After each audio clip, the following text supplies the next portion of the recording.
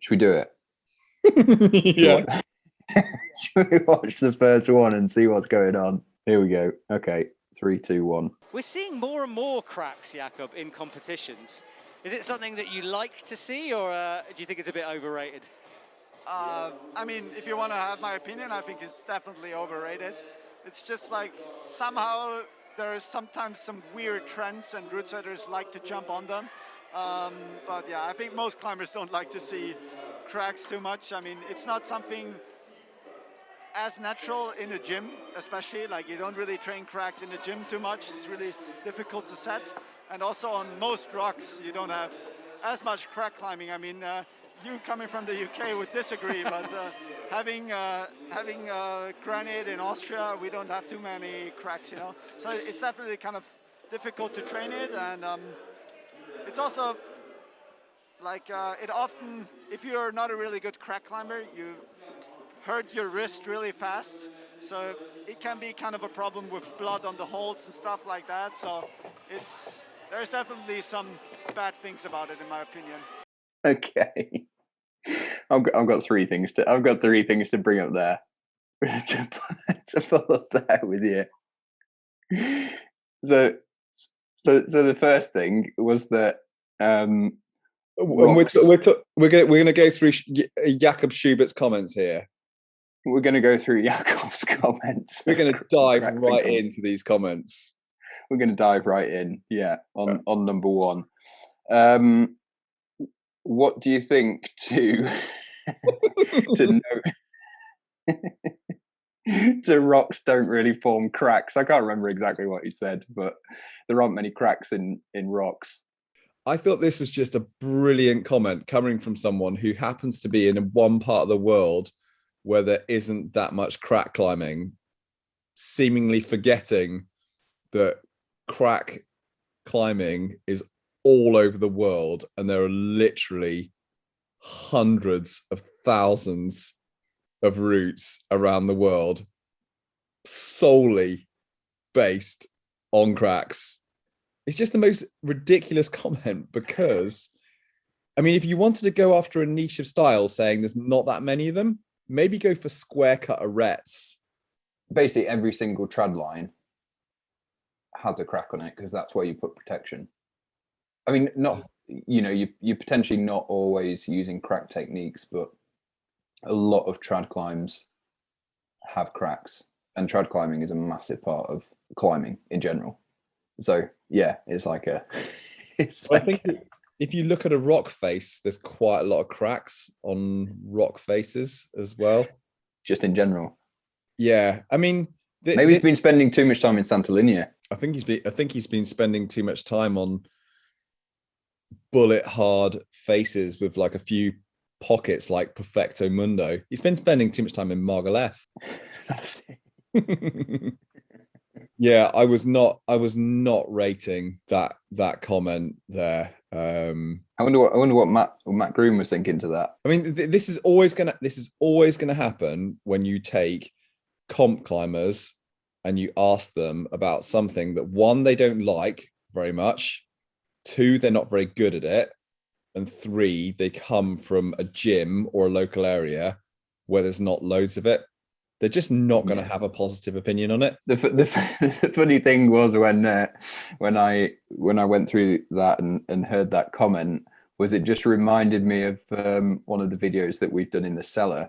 I just had this comment in my head, and I think you said something like, "Oh, imagine if this jam or this box was in the Olympics on the head wall," and there'd be Jakob Schubert power pinching it, and the big O dog would be paddling it. Yeah, well, there you go. Well, some of these cracks might be in the Olympics. Don't tell them that, though. No one's supposed to know about that. It's the beauty. That little beauty and the final problem. Yeah, imagine that. It'd be brilliant. Jakob Schubert would be there, power pinching. But the big O dog, he'd be power paddling. He would be paddling. He'd be paddling. I definitely think he's been practicing his paddling. The thing is, Jakob's not going to be happy if this comes back to haunt him in the Olympics. Like, imagine if they're there going for gold medal, like gold, silver, bronze, the big dogs, he's qualified through all the rounds. He's got some great scores on the doors. And then he gets like bang on in the middle of the head wall. And there's just like a 5'10" perfect gold's hand crack. And he just falls off. He just blows it. All for the sake of a gold's. It's going to be very disappointing. It is, yeah. Yeah. I don't know if he has done much. He probably hasn't done very much of that stuff then, has he? I don't think so. No. Jakob. Yeah. Yeah. Yeah, don't let Austria down. They're relying on you. Get the paddles out. Get the paddles out. Get the play out. Get the lob out. Jakob on the lob. I think he also said about hurting your wrist as well in cracks. Oh, yeah, like if you're a beginner or something. That seemed like a really odd comment to make, which told me that he doesn't know how to jam. I think he's doing something really weird. Yeah, for it to be hurting your wrist. Yeah. I'm not really sure. Yeah, I don't think I've ever really had wrist problems from crack climbing. Certainly, like definitely in the back of the hand, like nerve and stuff. Wrist things, they've generally been all right, I think. The only thing that hurts my wrist is slopers. Oh yeah, when you're like that. You know, when it pops out on the back of your wrist and it kind of hurts. But I think he might be doing it all wrong or something like that, and that's why it's hurting. Yeah, who knows? Get him to come to crack school. I know, imagine that. Sign him up. Jakob, Tomoa, crack school. That'd be an ultimate lineup. For them. Yeah, no, we'll have one more thing to say. Oh yeah, go on. About the Jakob thing. I thought actually the real main comment that I felt like I actually disagreed with was the whole thing about cracks and training. I feel like cracks and indoors and training is where like a lot of the hardest crack training in the last 10 years. If you look at the best people in the world, all of us have trained indoors on cracks. That really is where it's all come from. Yeah, all had sort of crack machines. I mean, even in the 70s and 80s, weren't they? Yeah. They were building crack machines and that kind of stuff using wooden cracks. I mean, it was way before anything that we'd ever done in your cellar. Yeah, It's not like we were pioneering the wooden cracks. And I mean, it would be easy. It's kind of easy for anybody to train. It's the easiest form of climbing hold to kind of create in a way, isn't it? So no excuses. Get on the training. Okay, I set it up. Knows the hold, so it's always hard to jump to a hold that you're not certain how to actually hold it. But he made the start look easy, so I'm sure he can get there again. Sasha Lehmann on that crack, he used a variety of different methods that we'll explore more as we go through the semi-finals. A lot to talk about. But now he presses through into the top section of the box. So you have to stop some kind of a swing with the zone hold. The zone hold is really bad, so that's the difficulty of that jump, I think. Yeah, what do you think to that? Layback action. I thought when I looked at the problem that was going to be a pure jamming problem and you would never be able to get around it with a bit of a layback. But disappointingly, it turned out that some of these people are so strong that they can just get a layback position on. I think a setter's going to be quite careful of that. I think he was jamming though at the beginning to get into that layback position though, wasn't he? I think he had to do like one jam. I'm not sure if there was anybody who managed to do a whole layback elevator door thing. I think it is, yeah, like with anything, it's quite tricky to actually set those things. So you, especially as these guys are so freaking strong. And also on that wall, it didn't look that steep. The wall didn't look that steep, did it? No. So I think sometimes it's obviously like, it could be pretty tricky. But what I did notice about that one was it was way more flared than the original Meiringen crack, or it looked it anyway. The first one was like a proper sinker hand jam, wasn't it? Sort of like Ondra was waving to the crowd off it. Whereas that one looked more like I don't know, it looked pretty open, didn't it? Like that. I mean, it was basically a cray, wasn't it? At the back. Yeah. Craying. Yeah. Yeah. I mean, we've laughed about this whole thing about just imagine going to an IFSC comp and they put a cray and a lob in there and they just did it. That's a good point, actually. Yeah. Like, that's what they just did. Do you know what we need to do? What? We need to find out who all the commentators are going to be for like pre-competition, before these competitions. So if we'd known Matt Groom was doing the commentating, we could have given him like a flipperoo, crayfish masterclass. Yeah, we could have prepped him with all the words, and then everyone would have just absolutely died when he just come out and said, "Oh, that's incredible. Magos going in for a lob. Oh, he's flipped it to a cray. No, that's a double-handed flip side book opener." Like, imagine that. Yeah. Incredible. Absolutely incredible. Because there was the comp recently where the guy was talking about flipperoos. Yeah. Yeah. He watches our YouTube channel. Oh, does he? Yeah, and I was messaging him afterwards, and he was just he was dead psyched. I'm gonna go. I tagged Matt Groom in some of them. Oh, did you? In the post that you did? Yeah, that I put in my stories just to give him a bit of heckling. Oh yeah. Did he reply to you? No. Did Jakob reply to you? No. Oh, he didn't. Did you see the message? That I wrote in the. Oh, I didn't check actually. You know how you can tag, yeah, and then you can see if the person has seen it. Let me check. Or maybe he just deleted you, deleted you out of there. It might have blocked me. Oh, he hasn't even bothered opening it up. A few of the others though, they opened them up and they were okay with it. Up on your feet to go higher on the wall. Alexei Rubstov jamming. That's what we mean by when we say a jam. His left hand just pressing out with the knuckles as he claws that right hand onto the hold, aiming for that side pull, but doesn't quite find it. Yeah, I thought it was interesting with that one how I think he was like trying to like upward armbar the Russian guy. Is it Alexei Ruspeskov? Yeah, like he was trying to upward armbar. Do you think we're actually going to see like some actual armbarring, like next Meiringen or something? No, I think armbarring's coming in next, as in within this season. Yeah, I think we'll see some armbarring this season, and then next year I think we'll see wide pony, full on stacking. Yeah, full on stacks and wide pony. You actually? Yeah, I seriously think that'll happen. I mean, they know it. All the route setters must be thinking, one of us has got to do an off width at some stage. We've got to. Yeah, no, they do.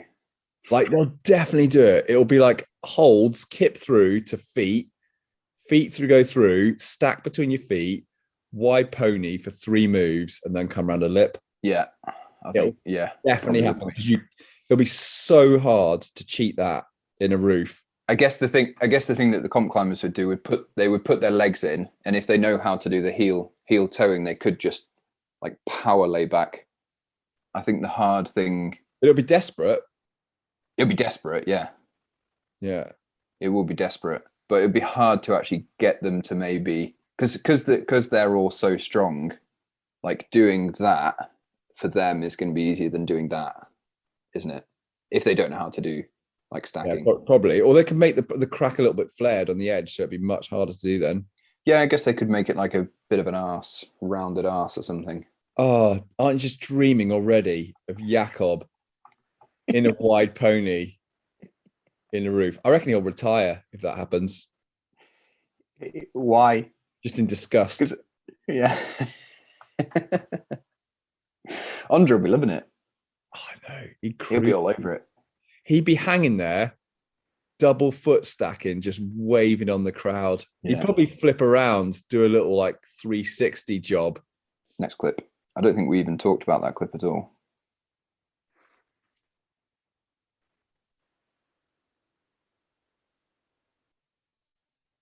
You look at these guys, these guys are just total beasts. You look at their muscles in their shoulders, and it's like your thigh on my shoulders. It's no wonder they see that laybacking is a good option.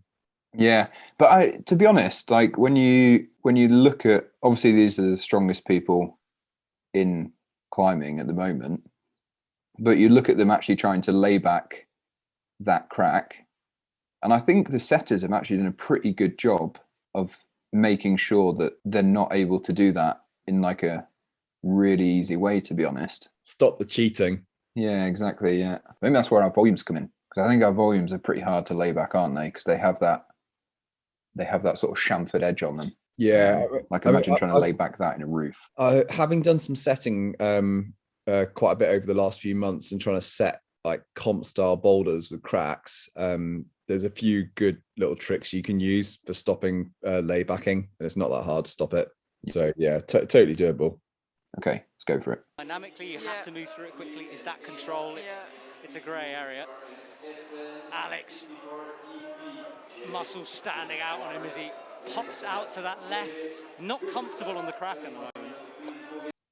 I thought Alex would be able to do that actually, because I feel like he does know how to jam, which made me think like that jam in the back must be reasonably technical, because he's definitely not one of the climbers who can't jam at like a perfect hand crack. I'm pretty sure he can, or I've seen him do it. Yeah, which made me think like it must actually be pretty flared that and quite technical. You know, that sort of like technical cupped thing at the back where you just fully have to use the friction, and you just like pulling down on the skin and just letting the skin hang on it. I mean, it's probably a technical cray. Yeah, cupped cray. Yeah. I mean, throwing cupped crays into internationals before these guys have even properly grasped how to do a proper hand jam. I know. I think they're being thrown fully in the deep end of this stuff now. Yeah, the men are. I think the men are. Alex is going to be disappointed with that, isn't he? When I see him next, he's not going to be able to live it down, is he? No, I mean, he doesn't like crack climbing anyway, does he really? No. Did you ask him to come down the cellar once? Yes, he did actually. Because he came over to do some testing and assessments with me for lattice. That was it. And I took him in the cellar and tried to get him to do a lap and do a bit of climbing. And he didn't want to do it. And we tried like a one-arm hang on the hand jam, you know, like in the really good bit of the crack, and he couldn't do it. So that was his missed opportunity for his training. Yeah. For like a little bit of an introduction. He could have had glory at Meiringen. He could. He could. I'm going to be having words with him when I next see him on the Patagonia meet. Yeah. And we giving him some tips. Can't be having any of that. Can't be having any of that. We'll sort him out. We'll sort him out. On top of that hold. Their butt kind of moves out, and so they can't stay as close to the wall, which makes it harder to grab the last hold. Alex Megos using what can only be described as a sort of crimped fist jam there. Got to use anything you can. Yeah. Any crack climbing aficionados out there, I'm sure they'll be having something to say about that. Do you have anything to say about that? I know. Crimped fist jam, crimped hand jam. I can't remember what he said. Yeah, when Matt said, and any crack climbing aficionados will have something to say that, I was just thinking, yeah, my bloody DMs will. Like, just constant DMs going off all day long about that whole thing. After you posted those stories? Yeah. Most of them were saying absolutely amazing Heckling, best series of stories I've seen in ages. A few people took it quite personal though. I thought it was all fair in love and war. I mean, look at us when we get on those comp problems. Yeah, exactly. It's total shambles. Total shambles. Carnage all over the place. Yeah, trying to do triple, quadruple clutches.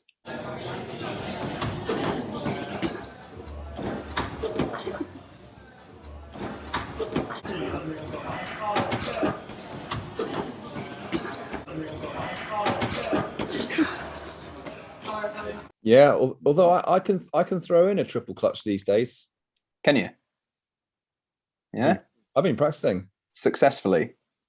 I mean, it takes me about 200 goes, but yeah, I can do one eventually. Next one. Sophia, a little smile. Nikolai Uznik, as he tries to dyno through that crack, you can see his frustration there on his final boulder. I thought this was a good effort. That crack dyno was a bold move, and I feel like he should have got that, like deserved to get that. Because he was jamming. Yeah. To be honest, it looked like that next hold was quite bad. Like you needed to go to it statically. Because if you watched Alex before, I think he went up to that and he wasn't able to hold it when he sort of popped for it. Oh, this is the French elevator door. Oh, he has got past it though. Getting a toe jam in. So Manu has definitely got some serious issues around the weighting the feet thing. I think he would have done that problem. He looked freaking strong, and he would have done that problem if someone could just show him how to weight his feet. How should he be? How go on? It's up with how you think he should have done it then. Put his foot in deep for a start, rather than like trying to smear the front of the crack and turn the knee in. He was like toe in square, just trying to smear the front of it. I guess with those flares, it's really important to get the foot to the back, isn't it? Yeah. Like actually get it to the back where it narrows, and you can like just mold that toe rubber in, and then just like squeak it in. Yeah, maximum rubber. Yeah, maximum rubber. Maybe somebody can send it to Manu of our analysis there. Foot in deep, maximum rubber, turn knee in. He looked annoyed. I don't think he'd appreciate it. No, maybe not. Next one. Oh, another elevator door. So much energy required to hold that crack like that. Those arms spread out wide. So hard. It's quite funny because they were elevator dooring like this, and then they were going for it like one of those comp moves, you know, where you do that and catch another thing. It's like they're so used to doing that sort of like double dyno or double catch. Yeah, that's just naturally what they went for. But I think that guy, I'm not sure who that guy was, but he was from the USA. I think Nathaniel Coleman, wasn't it? Was it Nathaniel? Yeah. I don't know, just being from the States and like the home of cracks. I remember doing a crack coaching competition at Arco Rock Masters a few years ago, and some of the American athletes went to that, and they weren't very good. Like some of the other nations were a lot better, actually. Because you always just like think of USA and Americans to, I don't know, just really have a basic understanding of what to do. Like way better than anywhere, like the country that's way better than anywhere else, really. You know, the funny thing is at Arco Rock Masters, I was there giving masterclasses on crack climbing, and barely anyone really came to them. Bet you I did them this year, and people would. Yeah. What year? When was that? What year? It was like 4 years ago or something. 3-4 years ago. You were just there on your Todd. Yeah. People weren't digging it, and I think people thought it was very unrealistic that it would ever be in comps, really, as well. Ah, that's interesting. Yeah, I bet it would be much more popular now. Yeah, that's what happens. You keep plugging away. You just keep plugging away at it. Yeah. 4 years ago, you just stood there on your Todd. Nobody even bothered. You're just twiddling your thumbs. I know. Oh, how times change. Yeah. Heads up. Next one. To Lucan, she hasn't been knocked off. She's been there for a while. She's currently in first place. Remember, 6 athletes go through into the finals, and we'll wait for confirmation on that. Sota Amagasa there on screen, currently ranked 6th. Quick work of that crack from him. He made that look quite easy. He did indeed, as he comes into the volume. I actually thought this Japanese guy actually did really well. Yeah, I thought it was a really good effort. Yeah, and it was like he'd actually been practicing. Yeah, to be honest, because he was actually hand jamming there with both hands, and he made it to the next that next move, which a lot of people were failing on. It was actually his top foot when he was just smearing that pinged off. It wasn't really actually any of the jams that failed. I thought it was a really good effort. It was almost like looking into the future of what comp climbers will be like in 55 years' time. Yeah. No, I thought it looked really promising. It was sort of like the Japanese team had taken, or he'd obviously taken something from the 2020 Meiringen, gone away and actually like practiced it. And he seemed like he kind of, when he actually got up there, seemed like he kind of cruised it a bit. So I feel more positive again now. yeah, yeah, feel a bit more positive for the future. You think he's watched Crack School? Yeah, probably. Yeah, I think so. Like these guys probably have 10 times the strength of us, let's say, for example. But maybe we've got 10 years of crack climbing ability on them. So imagine if you put the two together, like 10 times the strength with 10 times the technique. Like this stuff just wouldn't be a problem at all. Then they'd have to be setting moves that we don't even know yet. Something like the pony cray. Like what's that? Oh yeah, we're like only 3 toes in. Yeah, like front side triple clutch pony cray. Yeah, well, you're having to dyno between like triple dyno, but with your feet. One day, Pete, it's coming. That's what'll happen if you mix their strength with good technique. Then we'll see some really good stuff. Next one, I'm on it. Looking at the undercling method to pull on here as he pops into that. He's crimping the top of the hold. Yeah, he really is, isn't he? Sort of a hand jam, sort of a crimp. Yeah. Oh. Not happening for Domin, as you could hear. Domin now pressing up. Domin Schubert using an arm bar almost there. There you go, arm bar. Yeah, armbar, it's coming next. Yeah. I was actually speaking to Domin briefly on messages like a few months prior to this, and he was wanting some of our crack volumes. Oh, really? Yeah, so now I feel really bad because we didn't have any in stock. But he was actually one of the people who was like, we need it. I want it for our wall. I need to practice type thing. Oh, shit. Yeah, we didn't have any. Oh, why boys failed Dom and Scoffic? Yeah, I feel like that was our failure there. Next year, 2022. Yeah. Big year for Dom. It's in the bag. Next one. Kokoro Fuji of Japan qualified in first place from the qualifications. That's why he's climbing last. Goes in reverse order. And that'll be the same for the final. So the athlete who qualifies 6th, they'll come out first. You can see that's a great angle. You can almost crimp the back of that crack. Yeah. And at the back, there's a bit of friction, so that might help a bit.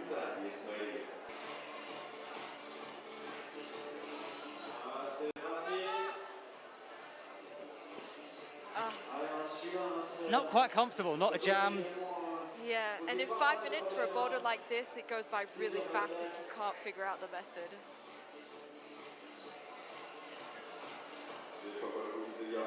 Here he goes, pressing that crack. It doesn't seem comfortable yet. Look at this. This is awesome to see that. Oh, Is it wow. toe hook underneath? I don't care if you can't crack climb. I'm enjoying watching this. Again, just watching that last attempt where he was trying to go up the right-hand side of the crack.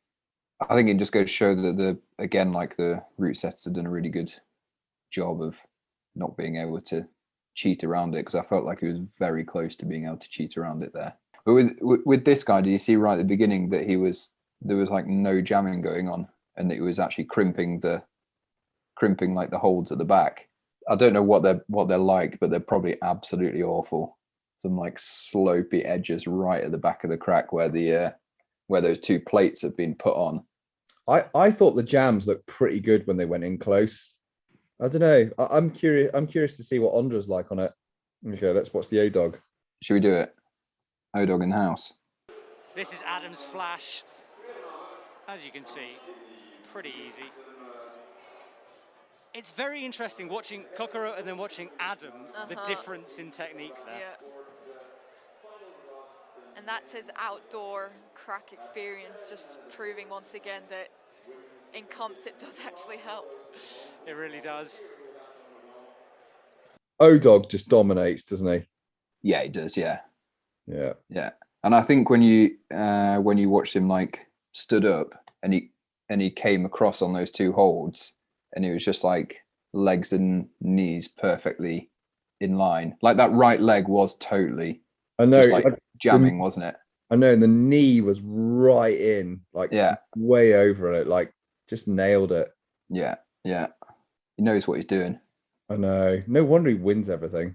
Yeah, I don't think any other of the competitors were that good at actually like transitioning across those blue volumes when they had their feet in the crack. They were more still like going into it and then turning their feet, so they were pressing against the side of the volume rather than like toeing and jamming and keeping the foot straight. Yeah, I mean, I think any footage you see of Adam Ondra on a crack indoors, it's just a masterclass in what to do because he's strong and he has the technique. Yeah. So this is what the competitors should be watching. The other competitors, for how it's done. I mean, right now, I think me and you are probably Adam Ondra's biggest threat, because if we teach the other competitors how to crack climb properly, they may well be a threat to Adam. But right now, they can't touch him because he's the only person who knows how to crack climb by a long way. That's a good point. So you think Adam's going to be... That's who he's most scared of right now, me and you. I know it doesn't quite roll off the tongue. But in a roundabout way, that's how the cookie crumbles. We're his biggest threat to the Olympic gold. I hadn't thought about that in that way, but now you say it. Now you...